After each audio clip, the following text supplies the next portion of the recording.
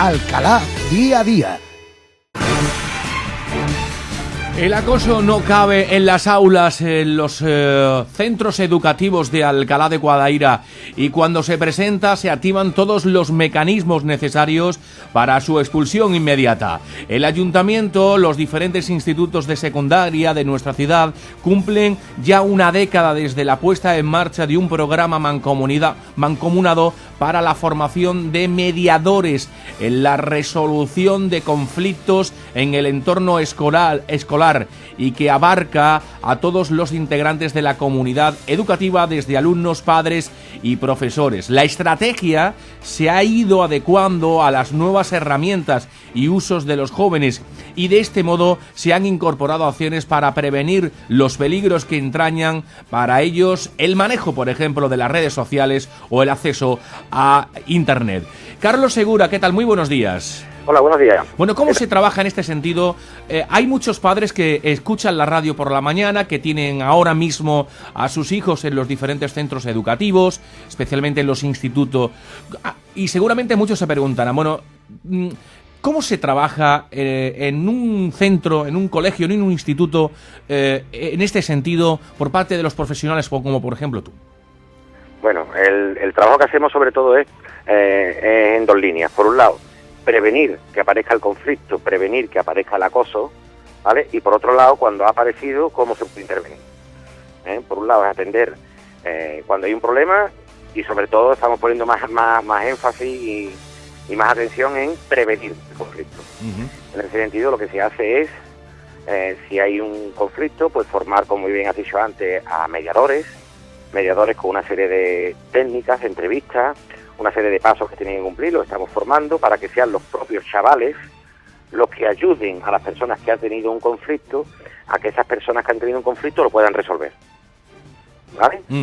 Esto en cuanto a mediadores como resolución de conflicto. Pero también está la figura del mediador alumno ayudante, que es una figura más preventiva, es una figura donde ayuda o se acerca a la persona que está aislada, ayuda a la persona que tiene menos autoestima y tiene menos capacidad de relacionarse a que sea un poco más extrovertido y se relacionen, focalizan cuando hay un conflicto, una pelea o ven ellos una situación de acoso, porque no olvidemos que quien detecta ante el acoso no son los profesores, son los alumnos, que son los que están en clase durante todos los días. Son como una pequeña familia de 30 alumnos que comparten un espacio durante 6-7 horas diarias. Son los propios alumnos los que van a identificar el acoso, y son los alumnos los que tienen que denunciar al tutor, los que tienen que informar al tutor, a la jefatura de estudio, a la dirección, que está habiendo una cosa. En ese sentido también estamos poniendo el foco para que ellos a la vez se centren su atención en ese posible conflicto o situación de acoso. ¿Se han detectado, por lo que usted pueda conocer, muchos problemas de este tipo en los centros educativos de Alcalá de Guadaira? Normalmente, aunque sí hay situaciones de acoso que sí estamos interviniendo y estamos formando a los chavales, no nos olvidemos que en una situación de acoso tenemos una persona agresora y la víctima o una persona agredida. En esa relación hay dos personas que participan. Entonces estamos formando también a los chavales, porque en la edad de la adolescencia lo normal es que se tenga la autoestima baja, porque se están incorporando a un instituto, llegas un poco perdido. Y entonces en esa relación donde hay un agresor y una víctima, si la persona, la víctima no fuera tan pasiva, tuviera un buen nivel de autoestima, supiera relacionarse, le diera mucha más importancia a sí mismo que a los demás, seguramente tampoco habría más agresores. O sea, se trata de dotar de herramientas y de habilidades sociales a los chavales para que no sean agredidos por los demás, porque los agresores buscan siempre, son unos cobardes, y buscan siempre a una posible víctima que es una persona tímida, introvertida, que no va a denunciar eso. Son unos cobardes los agresores. Ustedes sí, a esas posibles víctimas para que no lo sean. Carlos, usted, por ejemplo, va a entrar en unos minutos en una clase, en uno de los centros educativos de nuestra ciudad. Sí. ¿Cómo arranca usted esas clases ante un auditorio, podríamos llamarle así, de personas que no desconoce usted, que no tiene pues un acercamiento con ellos? ¿Cómo se empieza a intentar explicarle a ellos que este es el método, estas son las formas y estas son las maneras, y que puedan estar protegidos esas personas a las que usted hacía de referencia, que quizás son esos niños, esos chicos que son los más débiles de esa clase, ¿no? Sí, mira, empezando porque a los adolescentes o a cualquier persona decirle lo que tiene que hacer vale de poco. O sea, el consejo realmente es poco útil. De hecho, a veces provoca el efecto contrario. Entonces, lo primero que yo hago es trabajar con el profesorado, con los tutores. Se forma a los tutores. Y luego, en la primera sesión, entro yo, por supuesto, con la clase, y el tutor está allí presente, ¿vale? El tutor, cuando viene, pues va a ver que en esa hora que yo voy a estar con los chavales, él va a tener también herramientas para en las siguientes horas de tutoría que el tutor abre con los alumnos, va a tener herramientas para trabajar las diferentes dificultades que puedan aparecer en las relaciones entre los chavales. Y con los chavales lo que hago, con los adolescentes, sobre todo con los primeros de la ESO, lo que hacemos es ayudarles a que ellos identifiquen sus rasgos de personalidad, qué cosas les fallan, un poco hacer crítica sobre los patrones sociales que hoy nos marcan.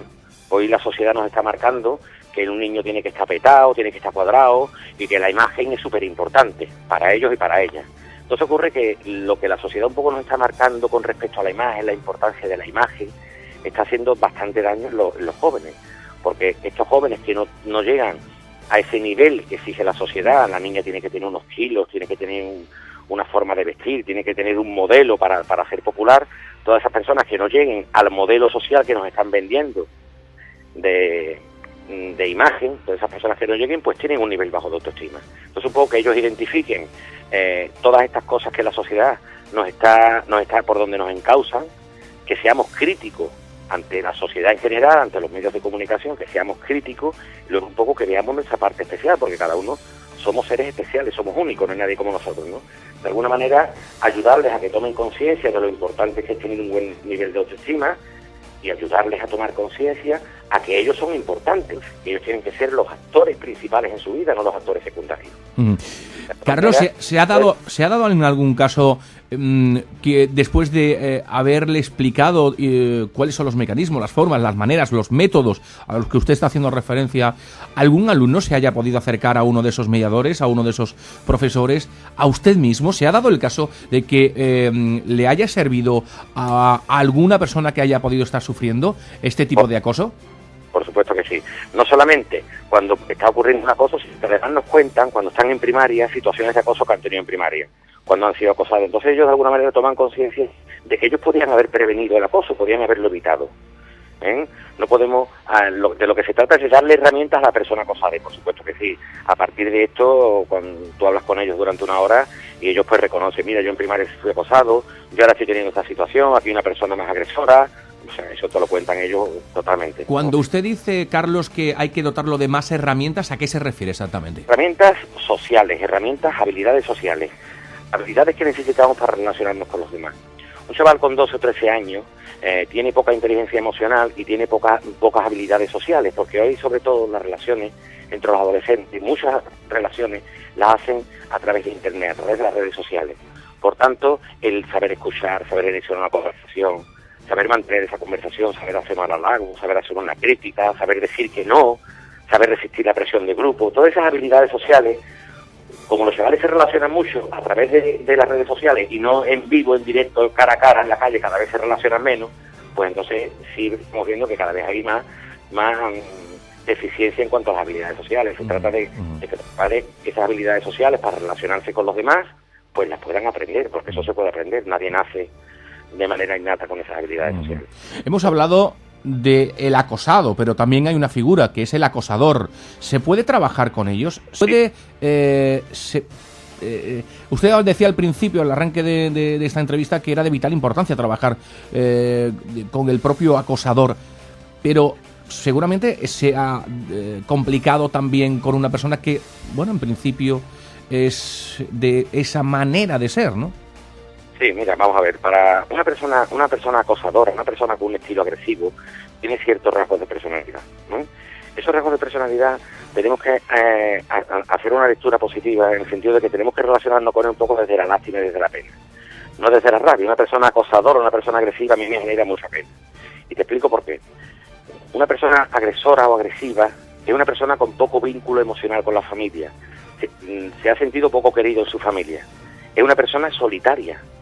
con pocos amigos. Los amigos que están con él no son realmente amigos, están con esa persona que es agresiva, seguramente para encontrar alguna profesión. Son personas que no controlan la situación, que necesitan hacerse los chulos o ser más guays que los demás para que los demás le aplaudan, y eso justifica su baja autoestima que tienen. Y además de ser personas solitarias, son personas que no tienen un nivel de autoestima y que no controlan la situación. Por tanto, son personas que también son, de alguna manera, personas que cuando me relaciono con ellos, lo es de la pena. Son personas que dan pena, ¿no? Son sobre todo muy cobardes.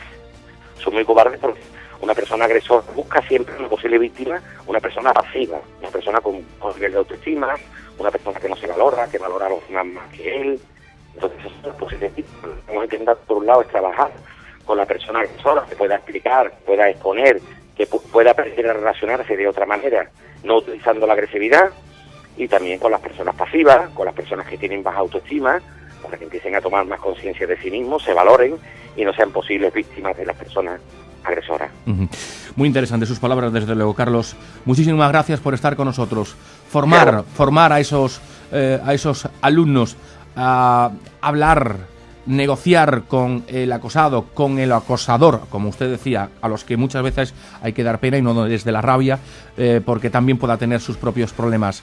La clave es formar a los alumnos, no como vigilantes de patio, sino para intentar focalizar su atención en aquellos jóvenes tímidos y con una conducta pasiva, aislados del resto, en fin, por tanto, víctimas del acoso escolar, que desgraciadamente se ha puesto, no sé si llamar de moda, pero sí es verdad que sí ha encendido muchas alarmas en muchos centros educativos. Carlos, muchísimas gracias por estar con nosotros en la sintonía de Radio Guadaira.